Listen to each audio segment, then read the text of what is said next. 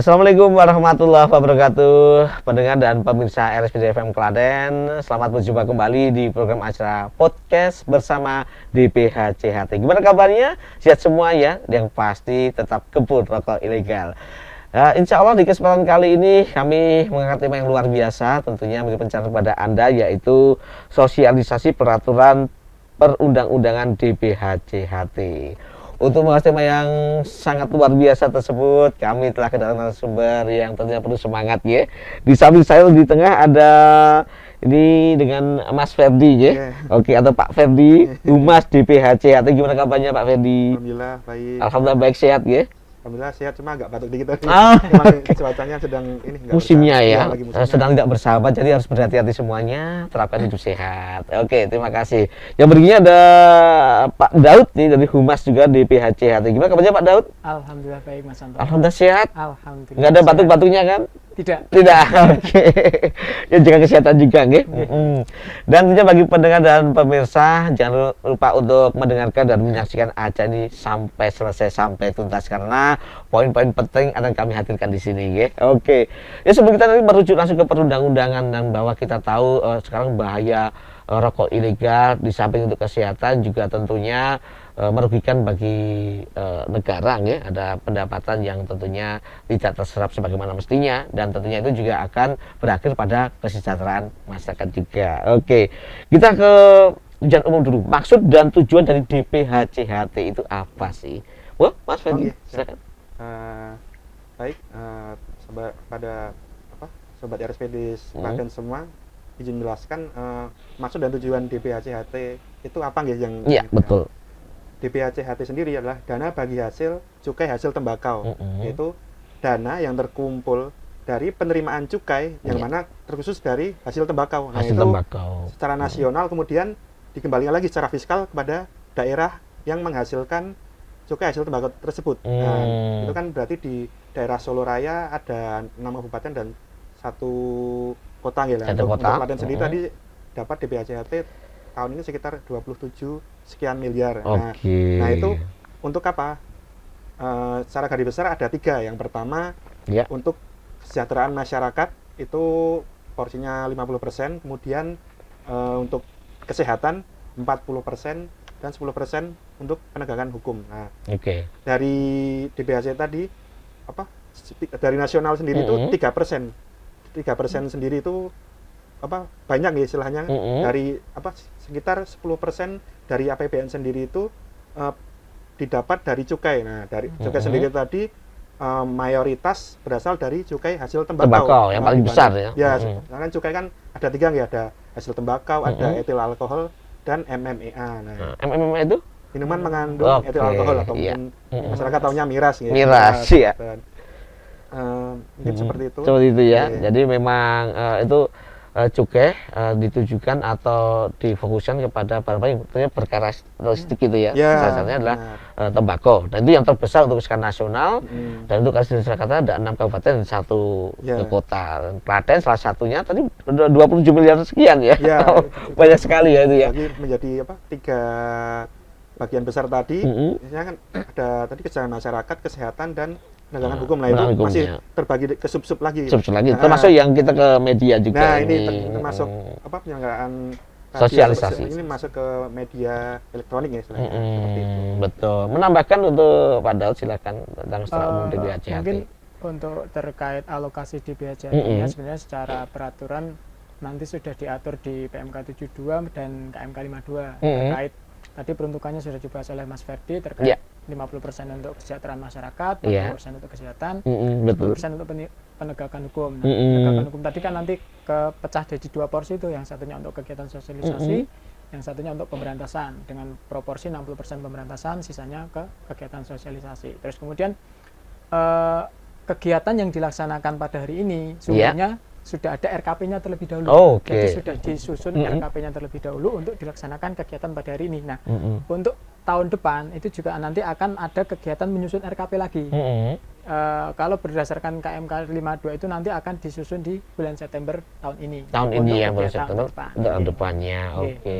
Kalau untuk mungkin hasilnya sendiri juga tidak juga sama ya, mungkin yang bisa naik bisa Iya, turun ya bisa setiap naik, tahunnya bisa ya. turun, Untuk kali ini dari yang kemarin Kalau berdasarkan data tahun kemarin saya kurang paham, cuman tahun ini kan 27 itu sebenarnya sudah lumayan ada kenaikan ya. tinggi. Itu sudah terbesar kedua di Solo Raya. Oke, Oke. setelah yang pertama Ya, Boyolali. Boyolali ya. Boyolali Oke. Oke, jadi memang secara umum sudah kami jelaskan untuk Anda pendengar dan pemirsa yang mungkin berupa apa sih DPHCHT. Mungkin karena apa ya, singkatannya terlalu banyak ya. Oke.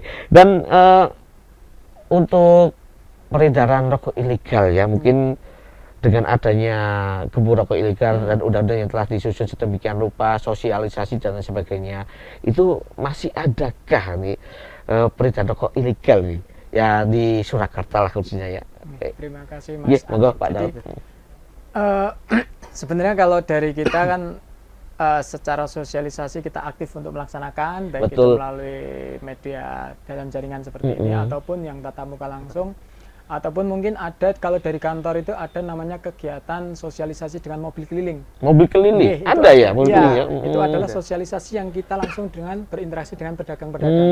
Kita jelaskan terkait ciri-ciri rokok ilegal itu seperti apa. Terus kemudian karena yang kita atensi pedagang adalah terkait sanksi. Karena ketika ada orang yang kedapatan dia menjual, mengedarkan atau menyediakan untuk dijual rokok ilegal, nanti mungkin cirinya akan kita sampaikan di belakang. Di belakang. Nah, ketika kedapatan menjual tersebut, secara undang-undang cukai itu dikenakan sanksi penjara maupun denda. Nah, sanksi pidananya itu 2 sampai dengan 5 tahun, dan denda sanksi administrasi itu berupa 2 sampai 10 kali 2 kali sampai 10 kali nilai cukai yang terutang. Nah, cuma kan kemudian ada namanya di Undang-Undang Nomor 7 Tahun 2021 terkait harmonisasi peraturan perpajakan. Iya.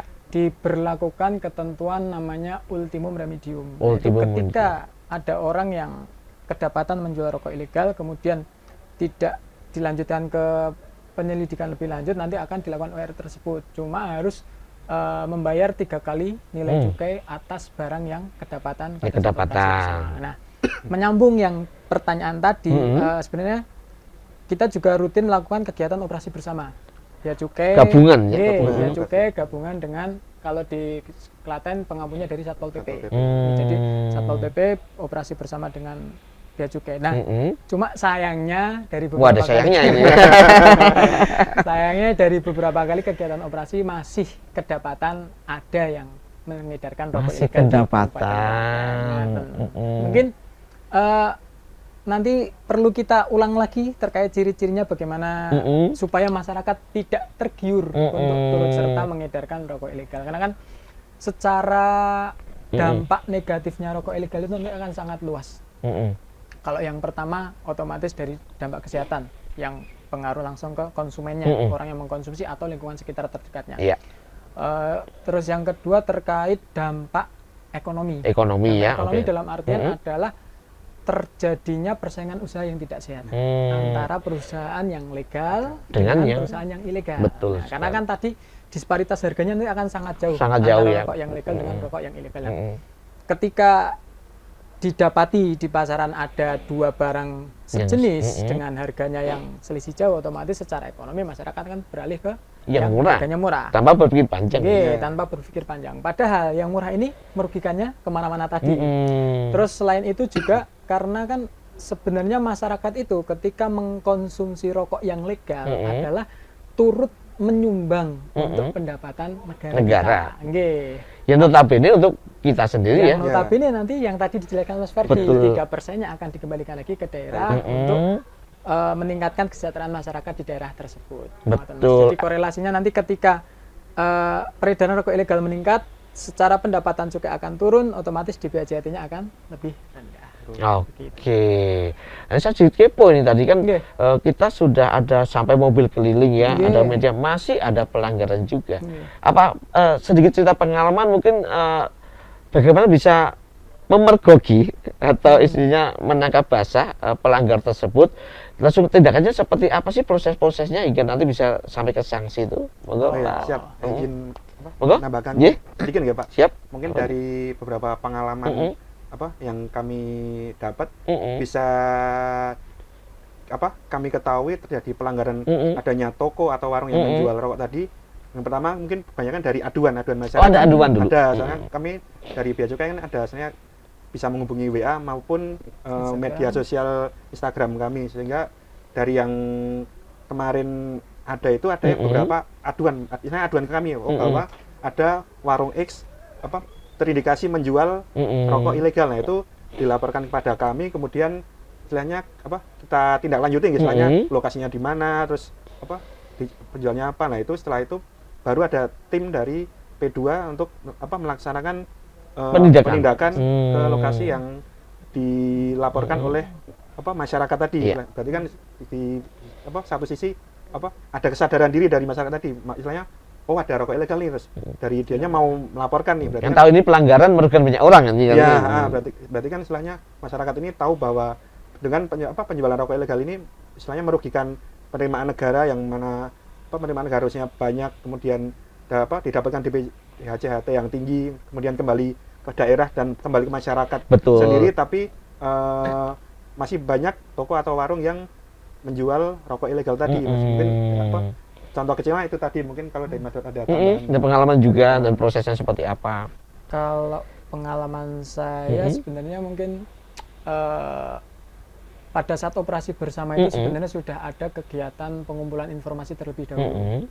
Ada semacam, ya mungkin semacam kegiatan intelijen lah untuk mendapati toko-toko mana atau siapa-siapa subjek yang masih mengedarkan rokok ilegal. Nah, setelah informasinya ibaratnya valid, matang, nanti dilakukan kegiatan operasi bersama. Biasanya pada saat operasi bersama pun sudah bisa menunjukkan lokasi disimpan barangnya di mana gitu, biasanya sudah ketahuan. Jadi pada saat datang sudah langsung kita sampaikan, kita datang dalam rangka operasi bersama terkait peredaran BKC ilegal, terus kemudian kita tanyakan apakah ibunya atau bapaknya mengetahui terkait rokok ilegal seperti apa, terus kemudian apakah menjual dan seterusnya. Nah, ketika kedapatan menjual nanti akan pengarahan dulu atau langsung sanksi? Sebenarnya biasanya udah langsung ditindakan dulu, cuman pada saat tindakan sama persuasif kita jelaskan juga. Cuma nanti tetap ketika sudah kedapatan barangnya nanti akan dihitung barangnya. Nah, karena kan tarif cukai rokok itu kan beragam. Betul. Ada yang SKM, ada yang SKT. Yang SKT tentunya akan tarifnya lebih murah. Terus kemudian SKM. SKM pun kan ada golongan yang tinggi, ada golongan yang rendah. Nah, nanti juga akan dihitung dulu barangnya ada berapa banyak. Nanti seperti yang saya jelaskan tadi di awal terkait UR itu, nanti harus membayar sebesar 3 kali nilai cukai yang berutang. Jadi misalnya kedapatan anggaplah 1 slop 10 bungkus gitu, per bungkusnya 20 batang. Terus 20 batang kali 10 kan berarti 200 batang. 200 batang itu misalnya cukai per batangnya adalah 1.000. Berarti kan 200 kali 1.000, 200.000 untuk nilai cukainya saja. Tapi kan UR-nya 3 kalinya, berarti 600.000 nilai cukai. Cuma nanti mungkin yang harus diatensi dari mitra yang berdagang, apabila nanti ada yang kegiatan operasi bersama dan kemudian ada denda yang harus dibayar, nanti dibayarnya langsung ke kas negara. Langsung ke kas negara ya? Langsung ke kas negara. Bisa melalui bank, bisa transfer segala macam. Oh, gitu. Tapi ininya langsung ke kas negara, tidak ke rekening pribadi. Tidak bisa dititipkan. Misalnya, Pak, saya titip jenazah, bisa. Atau Pak, atau misalnya nih pahit-pahitnya kok ada yang tiba-tiba datang mengaku dari Bea Cukai melakukan kegiatan operasi dan kemudian kok minta transaksinya ke rekening pribadi. Nah, jangan mau. Jangan mau ya. Jangan hanya curiga, tapi jangan mau. Jangan mau, karena transaksinya adalah ke rekening negara. Rekening negara itu sudah pasti ya. Dan ada ID card khusus tentunya juga dan sebagainya. Tapi itu juga berlaku nggak ketika untuk para konsumennya yang hanya merokok 1 bungkus kedapatan nih, cuma ini pas di depan Pak Ferdi atau Pak Daud nih, tiba-tiba merokok, bisa kena nggak ini? Kalau Stay tuned, 91.6 FM Radio Siaran Publik Daerah Kabupaten Klaten.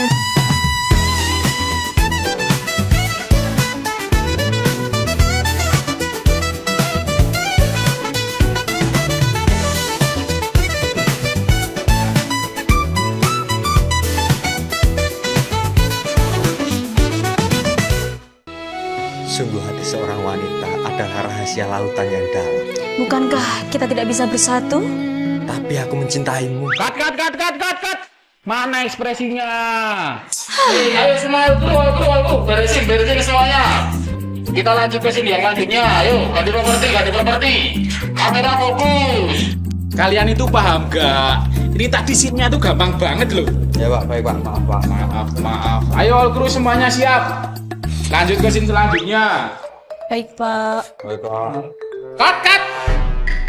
Kamu itu paham gak toh? Kenapa lagi Pak? Ini itu barang yang merugikan negara. Ini cuma rokok Pak. Rokok polos. Rokok tanpa bina cukai. Ini ilegal, bisa dipenjara 2-5 tahun. Nah, paham gak? Bahaya. Waduh. Duh, Pripun, Mas? nek nukoki rokok aku, ojo sing ilegal lho yo. Siap. Halo sedulur, ayo kita gempur rokok ilegal di sekitar kita. Kenali tandanya, bentuk dan pitanya, laporkan juga oknum-oknumnya. Piendo. Rokok ilegal iku kepiye? Walah ngene. No, sing polos nang nganggo pita juga. Saatnya stop rokok ilegal. Ayo semua gempur rokok ilegal karena sangat merugikan negara. Janganlah sampai kau mengedarkannya karena nanti bisa dipenjara. Rokok tanpa pita cukai, kau pita cukai palsu, pita cukai salah peruntukannya. Mari kita taat pada aturan, saatnya kita stop rokok ilegal.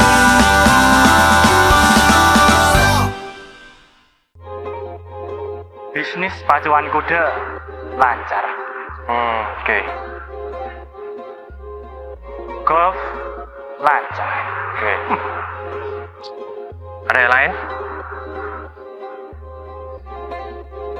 Palawija, tengkeh, kopi, rempah-rempah.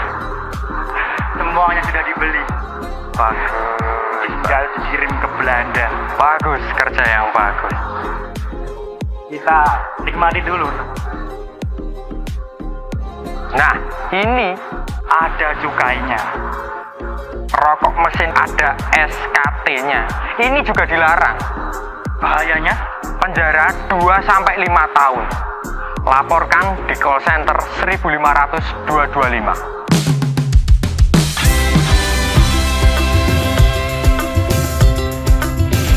Bungkus polos tanpa cukai dan jangan kamu terbuai tertipu harga yang murah, masa depan pun tak cerah. Pilih tentu yang pasti rasa dan kualitasnya dan jangan pernah berhenti singkirkan rokok ilegalnya. Yo ayo gempur rokok ilegal membangun ekonomi nasional. Sing legal kudu dikawal, sing ilegal wajib ditinggal. Yo ayo gempur rokok ilegal membangun ekonomi nasional. Yo ayo gempur rokok ilegal, bersama kita bisa gempur rokok ilegal. Alhamdulillah ya Dek, payu kabeh. Kenapa tuku skincare, Mas? Sekolah anak esek. Barika tadi biduan. Mas lah. Cinta siapa? Cinta bojone uang. Hehe, haha. Seneng sapa kok ya? Ayo ngaku. Sapa kok merasa ada. Hei, Aja. aku. Bagi ini ya. Aja, baru kok ya. ning kene. Dene, oke tak jalan kowe. Dene tak jalan kowe. Oke. Aduh.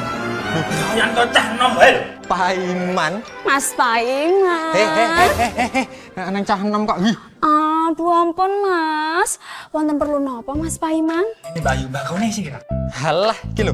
Lagi wae payu entek kabeh ditekani pabrik mbako iki mau. Halah. Lah kuwi sampean nggawa apa kuwi kertas biru-biru kuwi Mas? Ini Pak. Iki cukaine to. Aku yang mengge rokok Palsu. iya. Ngawur kowe iki. Kowe meh mateni petani mbako. Marai goro bae. Kowe ra ndukung pembangunan. Tak lapor ke di penjara kowe. Penjaraku 2 sampai 5 tahun. Bahkan seluwe. Kok ngene iki sobong ae iki? Sudah dibeduan aku.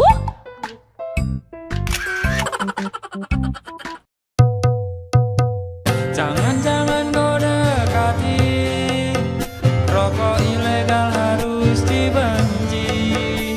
Tanamkan di jiwa, tanamkan di hati.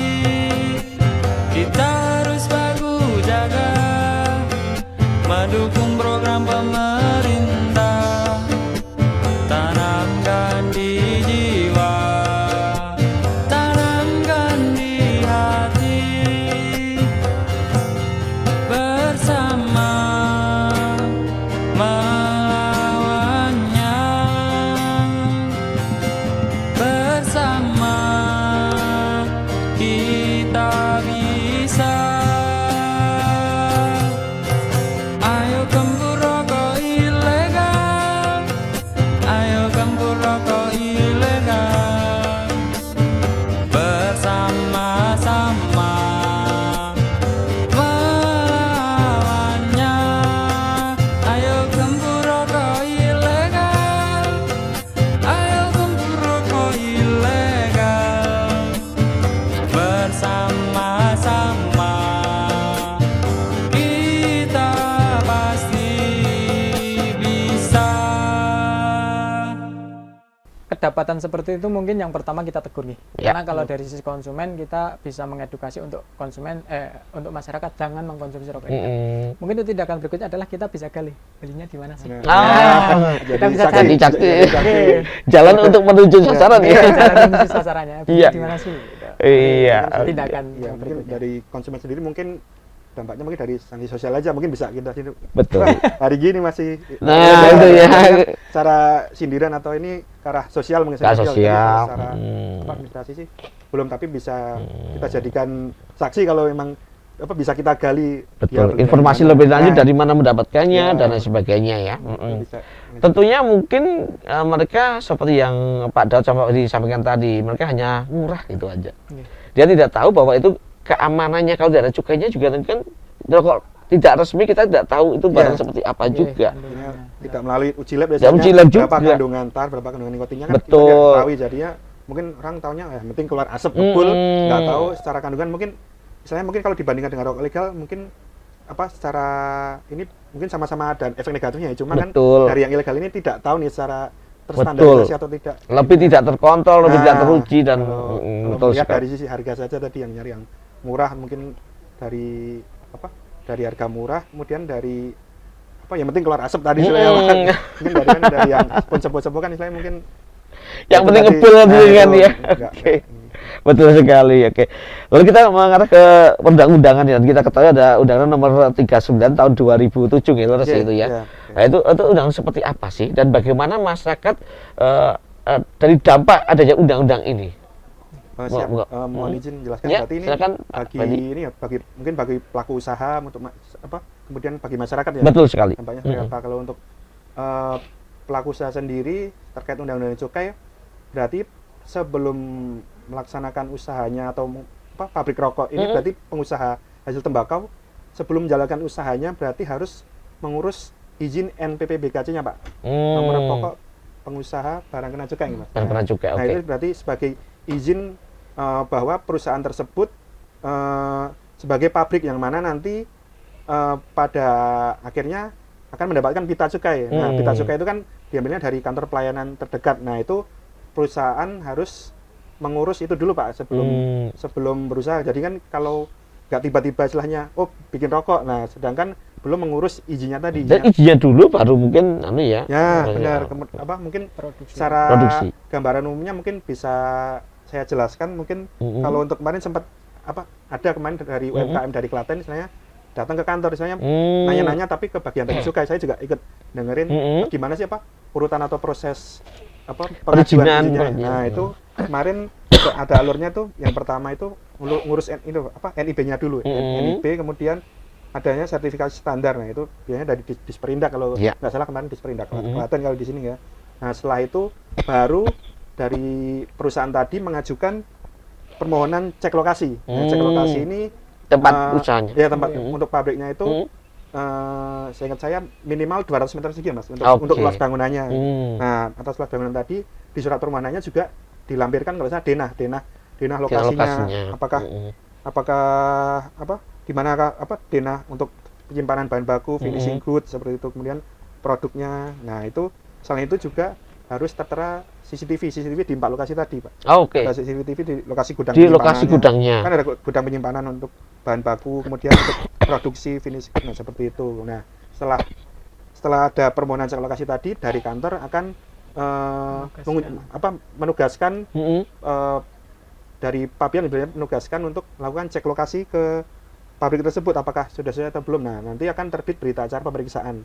Atas berita acara pemeriksaan tadi, setelah terbit dari perusahaan mengajukan lagi. Nah, ini baru mengajukan surat untuk penerbitan NPWP BKC. Nah, kalau yang tadi berarti 2 kali. Yang pertama tadi pengajuan ceklok dulu, baru didatengin dari penerbit cukai, kemudian dibuatkan berita acara pemeriksaan, baru mengajukan surat permohonan NPWP BKC. Kemudian setelah itu kalau nggak salah kemarin dengar setelah itu akan diundang dari perusahaan istilahnya untuk memaparkan bagaimana proses bisnis rokoknya. Kan mungkin harus diketahui berapa jumlah pegawainya yang misalnya saat itu. Soalnya kan kemungkinan seiring berjalannya waktu karyawan akan bisa bertambah atau berkurang. Nah, itu kan berarti akan mempengaruhi juga terkait mungkin dari jumlah rokok yang dihasilkan ya. Mungkin per hari kalau sigaret tetek pakai dibuat SKT itu pengetangan. Nah, itu kemudian dari unit penindakan juga akan melakukan cek lokasi untuk memastikan jumlah pegawai serta kapasitas produksinya berapa untuk perusahaan rokok tersebut. Soalnya kan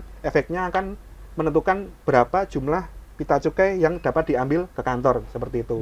Sehingga perlu tadi pemaparan, kemudian akan dicek dari unit P2. Nah, seperti itu. Secara gambar umumnya seperti itu, Pak. Kalau untuk dari pengusaha sendiri, pengusaha hasil tembakau, tapi mungkin untuk lebih detailnya bisa mengunjungi kantor Bea Cukai Surakarta seperti itu. Langsung ke Bea Surakarta ya. Ya, tapi secara gambaran umumnya seperti itu tadi. Kemudian terkait ini ya berarti yang kepatuhan cukai terkait yang masyarakat tadi mungkin bisa.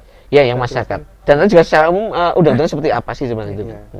Kalau masyarakat sebenarnya yang pertama tadi kan ada beberapa ketentuan yang ketika itu tidak dilaksanakan akan ada sanksinya. Contohnya tadi ketika memproduksi BKC tapi belum punya izin, itu ada ketentuan sanksinya, pidana dan sanksi administrasi tadi. Terus kemudian yang terkait NPBKC tadi kan ada proses Pemlog. Pemlog itu nanti hasil BA Pemlognya itu usia BA-nya itu 3 bulan. Usia? Usia berita acaranya. Berita acaranya, Jadi setelah pemeriksaan lokasi, terus hasil pemeriksaan dinyatakan lokasinya sudah memenuhi syarat untuk diberikan izin NPBKC, nanti akan diterbitkan berita acara pemeriksaan lokasi. Nah, berita acara pemeriksaan lokasi ini berlaku selama 3 bulan. Jadi dalam 3 bulan ini harus mengajukan penerbitan NPBKC. Jadi penerbitan tadi yang harus mengurus pemaparan proses bisnis dan segala macam ke kantor. Nanti setelah terbit NPBKC-nya, otomatis kan akan memproduksi. Nah, memproduksi itu nanti hasil produksinya ini nanti kaitannya sama golongan pabrik. Kan, ada kategori golongannya. Ada beberapa kategori kan ada pabrik golongan 1, golongan 2, golongan 3. Nah, itu batasannya adalah berdasarkan jumlah batang yang diproduksi. Jumlah produksinya. Semakin kecil jumlah batang otomatis akan di golongan 3. Golongan 3 terus misalnya melewati layer batas atasnya golongan 3 lah, dia akan masuk ke golongan 2. Nah, golongan ini nanti sangkutannya adalah dengan tarif cukainya. Ketika rokok di misalnya SKT di golongan 3, kalau nggak salah sekarang di tarifnya Rp122, terus kemudian di golongan 3-nya itu 220-an, selisihnya sekitar Rp100 per batang. Per Jadi batang, ketika selisih batang yang diproduksi banyak kan otomatis secara angka akan berbeda. Iya, betul. Gitu. Nah, kemudian Kalau yang terkait tadi setelah punya NPPBKC-nya, otomatis memproduksi rokoknya. Nah, memproduksi rokoknya juga nanti akan tetap ada kewajiban untuk melaporkan hasil produksinya. Karena nanti kaitannya setelah dia melaporkan hasil produksinya, nanti ada namanya pesan pita cukainya. Nah, pesan pita cukainya kan diukur dari hasil produksinya. Misalnya dia produksinya 1 batang, nggak mungkin juga dia akan pesan misalnya tiba-tiba pesan 3 juta. Sedangkan hasil produksinya cuma 1 yang 2 jutanya mau ditempel betul mana? ya. Kan gitu. Buat koleksi nggak mungkin ya. Karena kan ketika perusahaan misalnya sudah memesan pita cukai, kemudian atas pita cukai ini ibaratnya tidak terpakai, nanti akan dikenakan biaya penggantian juga. Jadi akan jadi cost-nya perusahaan juga. Makanya kan otomatis perusahaan akan mengukur berapa yang dia produksi, berapa pita cukai yang dia pesan untuk dilekatkan ke kemasannya, gitu Mas. Terus untuk kaitannya sama masyarakat, mungkin yang lebih dekat adalah lebih ke para pedagang ini, Mas. Karena kan dari beberapa case yang pada saat kita operasi lah, yang dekat adalah dengan pedagang. Dari pedagang. Terutama pedagang, karena ketika pedagang kedapatan menjual rokok ilegal itu tadi akan dikenakan sanksinya. Sebenarnya bisa pengembangan ke tingkat atasnya, misalnya ke distributor. Cuman kan biasanya antara distributor dengan pedagang ini semacam hubungannya tidak yang hubungan kontinu gitu. Beda sama yang sales resmi. Karena kan kebetulan ibu saya seperti kucing-kucingan juga itu ya. Contohnya kucing-kucingan. Kebetulan ibu kan di rumah jualan. Jadi kalau yang sales resmi itu akan aktif berkomunikasi. Cuman kalau yang tidak resmi ini kemungkinan akan datang pergi Betul. tidak yang karena mereka juga takut udah tahu sebenarnya. Karena ketika pun misalnya dari pedagang bisa menunjukkan ke tingkat yang atasnya, otomatis yang atasnya akan dikejar juga. Nah, ketika di distributor otomatis secara jumlah barang akan lebih besar, terus kemudian secara sanksinya juga akan lebih besar.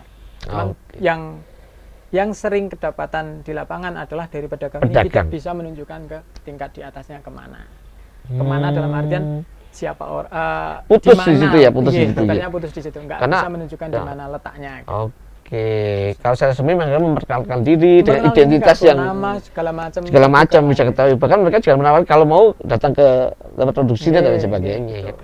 Berarti kemungkinan juga kalau tempat produksi masih ada kemungkinan ya. Kalau masih ada yang belum memenuhi undang-undang ini untuk secara resmi, mungkin masih ada. Bisa jadi. Makanya bisa jadi kan masih kalau ada. Di kegiatan yang terkait alokasi di BHCHT ini. Di wilayah Surakarta maksudnya? Di wilayah Surakarta, kalau sewilayah Surakarta setahu saya tidak. Semoga tidak ya, mungkin dari luar ya. Kebanyakan untuk persinggahan, maksudnya untuk perlintasan. Kebanyakan untuk perlintasan. Kalau yang di DBHCHT kan sebenarnya ada alokasi untuk pengawasan mesin pelinting. Nah, tujuannya itu tadi. Dengan adanya mesin pelinting itu bisa untuk memantau berapa jumlah batang yang diproduksi. Karena kan setiap mesin pasti ada kapasitasnya nih. Betul. Dia per jam ada berapa linting yang bisa dibuat. Misalnya. Nah, ketika kedapatan misalnya satu orang punya 2 mesin lah misalnya, terus yang beroperasi cuma 1, tetapi kok hasil produksinya 2 kali lipatnya, nah yang satunya ini produksinya siapa? Nah, ini bisa dicurigai ya, dari mana kan bisa dihitung juga. Oke. Gitu, Mas. Jadi memang undang-undang ini sudah sedemikian diterapkan, sudah sedemikian masih ada yang seperti itu ya. Yang penting kita tetap mensosialisasikan ya. Oke. Agar supaya pelanggaran itu semakin sedikit, masukannya semakin banyak dan kesehatan juga semakin terjaga tentunya. Oke. Lalu seperti apa sih inovasi dalam mencedarkan masyarakat melalui DPHCHT ini? Kalau inovasi yang khusus di daerah Klaten ya. Iya. Kalau di daerah Klaten sendiri untuk bidang kesejahteraan masyarakat tadi terbagi lagi menjadi program peningkatan kualitas bahan baku ya. Nah, kualitas bahan baku di sini untuk pelajaran peningkatan kualitas tembakau. Kualitas tembakau, budidaya tembakau di sini seperti contohnya pelatihan budidaya tembakau pada 12 kelompok tani. Nah, ini di 3 kecamatan untuk masing-masing 40 orang kalau di RKP Klaten seperti itu. Kemudian ada lagi yaitu mungkin pelatihan pasca panen. Nah, pelatihan pasca panen, kemudian ada pelatihan pertanian organik, kemudian manajemen agribisnis. Nah, berarti kan di sini masyarakat misalnya dapat lagi nih, misalnya dapat keterampilan dari dana DPHCHT tadi yang bayarkan ke pusat dikembalikan ke daerah. Nah, di daerah disalurkan lagi kepada para petani-petani tadi. Nah, untuk kesejahteraan para petani tembakau tadi yang menghasilkan cukai hasil tembakau. Kemudian ada juga terkait dukungan sarana dan prasarana. Nah, itu dukungan sarana prasarana bisa berupa tadi kalau saya lihat di RKP Klaten ada berupa bantuan berupa traktor roda 2, kultivator, kemudian power sprayer. Nah, selain itu juga ada bantuan pupuk. Nah ini pasti ditujukan kepada kelompok tani. Nah, jadi kan istilahnya kembali lagi ya dari cukai tadi yang dikumpulkan ke pusat, kembali lagi ke daerah, kemudian istilahnya bermanfaat juga untuk kesejahteraan para petani nih. Jadi masyarakat petani dapat merasakan efek atau dampak dari cukai tadi. Mungkin bagi sobat RSPD yang belum tahu, bisa dari penjelasan tadi dari penjelasan saya. Kemudian ada juga pembinaan industri. Nah, pembinaan industri di sini mungkin terkait pembinaan pelatihan pemotongan pelintingan bagi pekerja buruh atau pabrik rokok. Nah, ini ada pelatihan lagi, berarti pelatihan kepada para petani buruh rokok, kemudian petani. Nah, ada juga berupa bansos, Pak. Bansos ya. Bansos, bantuan langsung tunai berupa bantuan langsung tunai ini mungkin dikelola sama Dinsos. Ini juga dibagikan ke para petani, petani tembakau juga ya. Kemudian ada juga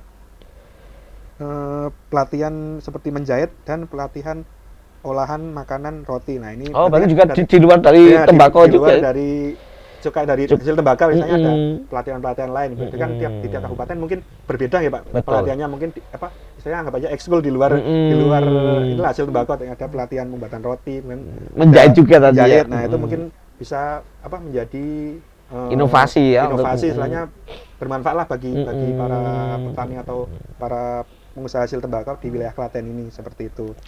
Mungkin kalau untuk dari kesejahteraan masyarakat seperti itu, Pak, yang dapat kami sampaikan. Iya, mau menambahkan Pak Daud, mungkin memang inovasinya keren ya, tidak hanya dari tembakau saja. Kalau disimak tadi yang disampaikan Mas Ferdi, sebenarnya sudah dirancang sedemikian rupa dari hulu sampai hilir. Betul. Jadi dari skala petaninya seperti apa sudah disiapkan, terkait bibitnya, terkait bantuan pupuknya, pelatihan pengolahannya pasca panennya seperti apa. Terus kemudian di sisi tenaga kerjanya disiapkan pelatihan untuk tenaga lintingnya. Jadi ketika sudah ada produksi bahan baku yang melimpah ibaratnya, kan harus ada yang bisa mengolah dan memasarkan nih. Betul. Ketika sudah melimpah tapi tidak ada yang bisa mengolah, bagaimana gitu. memasarkannya. Nah, kemudian sudah, kalau di perusahaan rokok di Klaten ada yang baru nggak salah, betul ya? Kalau nggak salah ada perusahaan baru juga yang baru berdiri tahun kemarin, NPBKC-nya baru tahun kemarin. Cuma kalau lokasi pastinya saya kurang paham. Terus kemudian tadi terkait mungkin ekstensifikasinya tadi ada pelatihan yang terkait menjahit pembuatan roti. Mungkin ketika pelatihan itu diperoleh kan akan menjadi skill yang tetap bertahan gitu. Jadi dilakukan pelatihan satu kali, kemudian skill itu akan tetap ada, bisa dikembangkan untuk bisnis yang lainnya selain mengandalkan dari hasil tembakau. Hasil tembakau tadi. Bisa menjadi nilai tambah. Nilai tambah tentunya ya. Perekonomian masyarakat.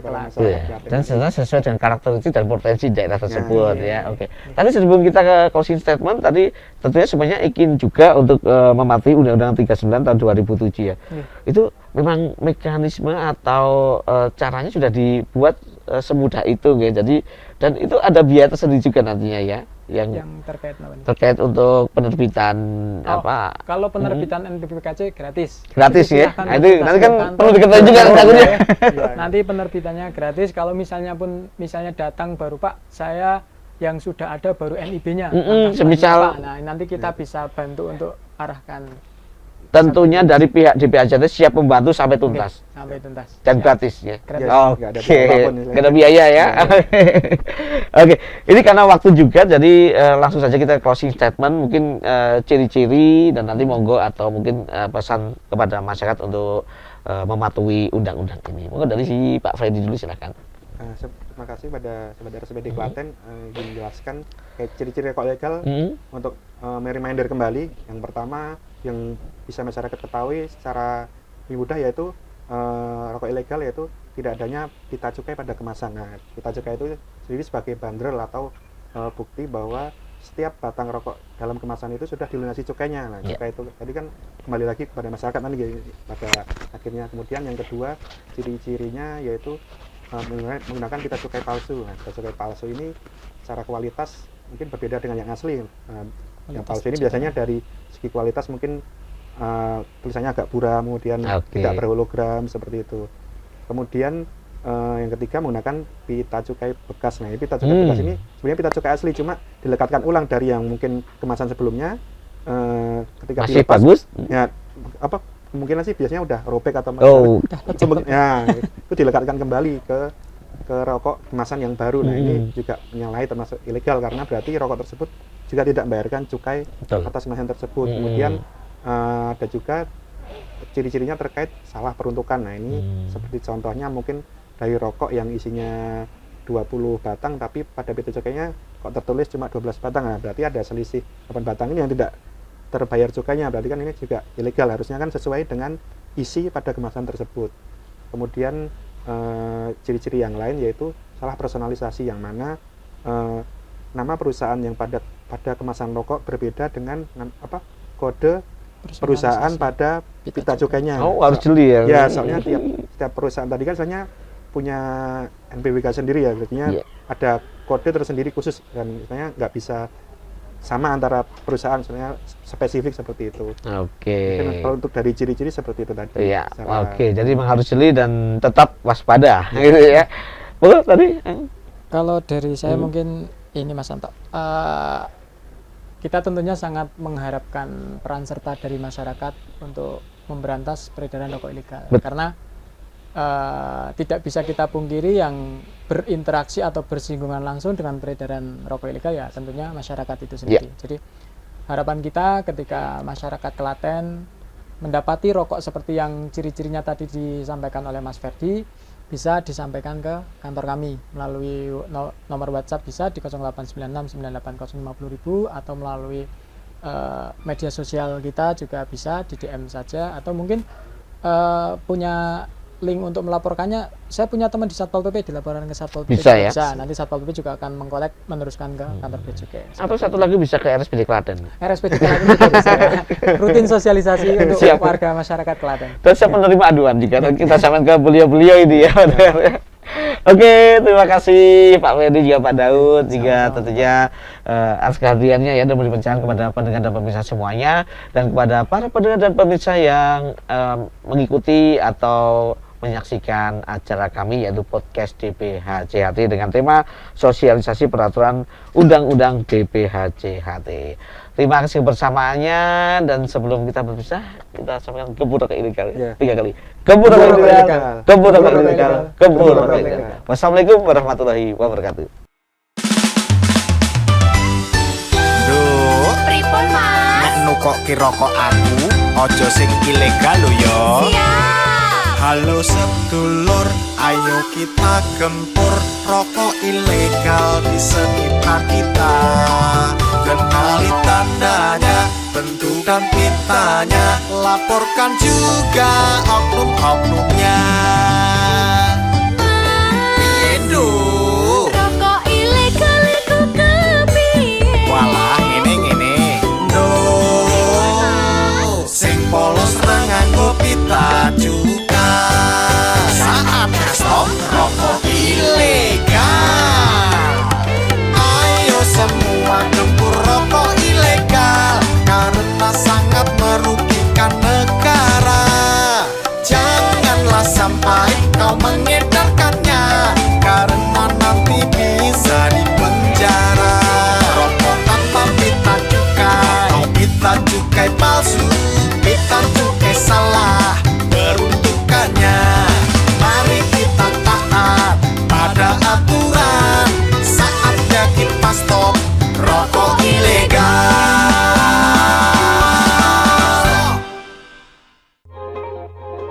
Bisnis pacuan kuda lancar. Oke. Golf lancar. Oke. Ada yang lain? Palawija, tengkeh, kopi, rempah-rempah, semuanya sudah dibeli. Bagus. Tinggal dikirim ke Belanda. Bagus, kerja yang bagus. Kita nikmati dulu. Nah, ini ada cukainya. Rokok mesin ada SKT-nya. Ini juga dilarang. Bahayanya penjara 2-5 tahun. Laporkan di call center 1500225.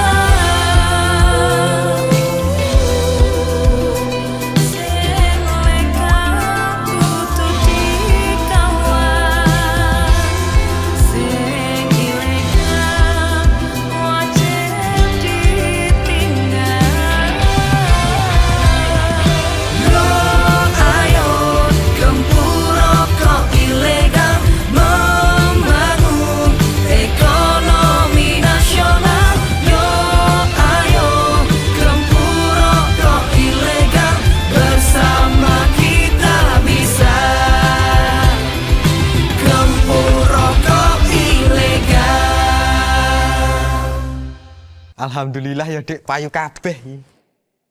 Ah, kenapa tuku skincare, Mas?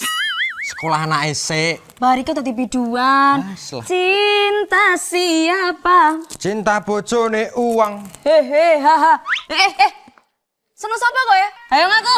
Sapa kok merasa ada? Woi, Aja. aku. Oke, ini ya. Aja, baru kowe ya. Aku ning kene. Sini. Oke, tak jabar kowe. Ini tak jabar kowe.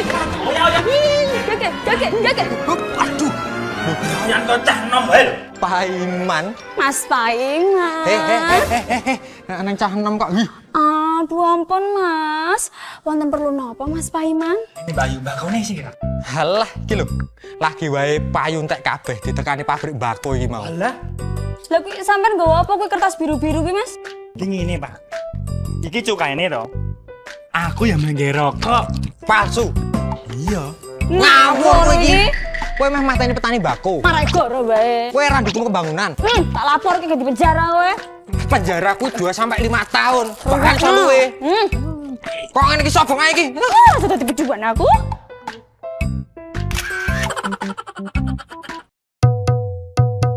Jangan-jangan kau dekati, rokok ilegal harus dibenci. Tanamkan di jiwa, tanamkan di hati. Kita harus baku jaga, mendukung program pemerintah. Tanamkan di jiwa, tanamkan di hati. Bersama melawannya, bersama kita bisa. Ayo gempur rokok ilegal, ayo gempur rokok ilegal. Bersama-sama melawannya. Ayo gempur rokok ilegal, ayo gempur rokok ilegal. Bersama-sama kita pasti bisa. Stay tuned, 91.6 FM. Radio siaran publik daerah Kabupaten Klaten.